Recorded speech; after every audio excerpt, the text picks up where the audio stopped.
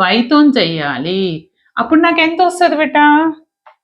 This is -1 x² plus xy plus y² whole power -2. వైతో చేస్తే y లేని term అంటే 0. Okay right. వైతో చేస్తున్నప్పుడు ఎక్స్ కాన్స్టెంట్, వై లేదు కదా ఫస్ట్ దాంట్లో 0. బట్ వై పక్కన ఎక్స్ ఉంటే యాజ్ ఇట్ ఈజ్గా దించేసాయి, బట్ ఇండివిజువల్గా ఉంటే 0 చేసాయి. ఇప్పుడు ఇది వై ఎంత 2y అయింది అంటే ఎంత వస్తుంది నాకు? X plus 2y. సరే ఈ 0 తీసేసి ఎక్స్ ప్లస్ 2y అని రాస్తా. Now I got both the values. ∂z/∂x value తెలుసు నాకు, ∂z/∂y వాల్యూ తెలుసు. ఇగో ఇవి 2 వాల్యూస్ వచ్చినాయి నాకు. రైట్. పుట్ దీస్ 2 వాల్యూస్ ఎక్కడ సబ్స్టిట్యూట్ చేయాలి? నేను LHS లో సబ్స్టిట్యూట్ చేస్తాను. What is my LHS here?